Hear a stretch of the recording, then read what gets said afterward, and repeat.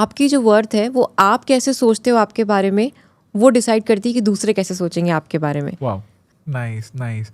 एक और interesting question है यहाँ पे, इज व्हेन यू क्विट, आप पहले सेल्स फोर्स मैनेजर या टाइटल जो भी है आपका वो स्ट्रिप हो जाता है. ठीक है, फिर आपका एक फेस आता है 3-4 महीने का. अब मैं पूर्वा थी वॉट जो सेल्स फोर्स की बंदी है, जो आईटी एम्प्लॉई है, जो what ever your title was, आप कितना ज़्यादा अपने आप को उस इमेज से देखना स्टार्ट कर देते हो. पहला तो आपको हिट ये लगता है कि अब वो हुई नहीं, राइट, आई एम जस्ट पूर्वा. अब मुझे फिगर आउट करना है कि जस्ट पूर्वा क्या है. यू नो, मेरे लिए बहुत डिफिकल्ट था when I quit. I was like okay, मैं एक आईटी एम्प्लॉई, मैं लोगों को ऐसे बोला था ना, आप बोलते हो ऐसे, आपके पेरेंट्स बोलते हैं.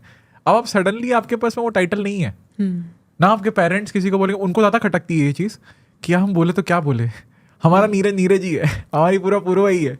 बट वो फिगर आउट करना एंड बीइंग कंफर्टेबल कि I am just who I am and the meaning of my name is this is who I am, वो एक ना आई थिंक अलग ही सेल्फ डिस्कवरी की journey. I think you might have gone through that. I want to explore that side of you कि ठीक है, पूर्वा कब पूर्वा बनने में कॉन्फिडेंट हुई. I want to know that. That's very exciting for me.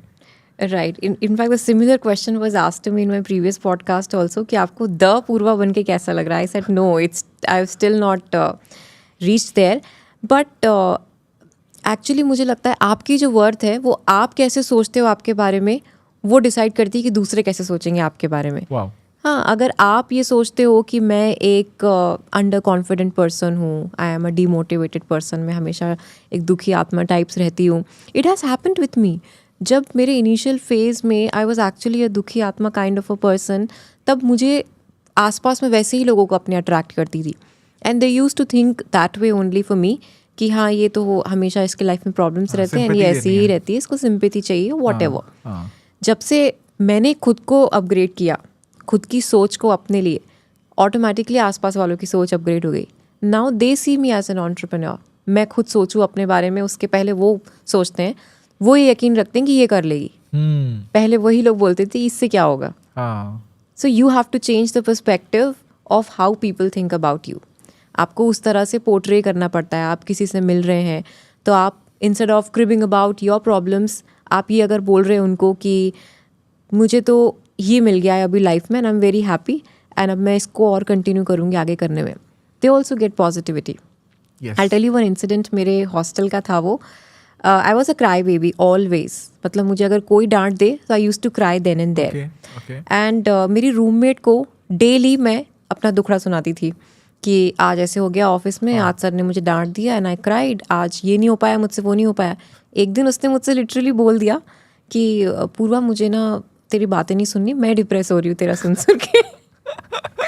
And it was like, फिर मुझे वो चीज़ ट्रिगर करी कि अगर मैं इतनी ज़्यादा नेगेटिव रहूँगी तो लोग भी मेरे बारे में नेगेटिव ही रहेंगे और वही लोग अट्रैक्ट होंगे मेरे पास में. करेक्ट. तो मैंने तब से फिर पॉजिटिव सोचना शुरू किया कि नहीं, मेरे पास 2 हाथ है, 2 पैर है. मेरे पापा मुझसे बोलते थे कि हमेशा अपन उनसे नहीं कंपेयर कर सकते हैं जिनके पास सब कुछ है लाइफ में. आप उनको देखो जिनके पास आपसे आधी चीज़ें भी नहीं है, जिनके पास आंखें नहीं है देखने के लिए, जिनके पास पैर नहीं है चलने के लिए. तब वो बोलते थे, तब मैं बोलती थी नहीं ऐसा थोड़ी होता है पापा, मुझे भी मेरे फ्रेंड्स के पास अच्छी अच्छी गाड़ियाँ हैं, मुझे भी चाहिए. तब नहीं समझ आती थी वो चीज़ें, पर अब समझ आती है कि हाँ, हर इंसान को कुछ ना कुछ तो लाइफ में चाहिए होता है.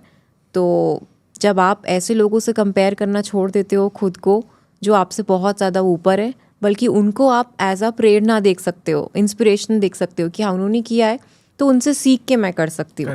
पर आप ये मत सोचो कि उन्होंने इतना किया है तो अब वो ऐसा कंपटीशन ही है मेरे, तो मैं भी करके दिखाऊंगी. वो आग जो है ना, वो सही डायरेक्शन में होना बहुत ज़रूरी होता है, नहीं तो खुद को जला देगी. नहीं तो खुद को जला देती है. That's true. I think competition is always you versus you. Yes, it's always you versus you.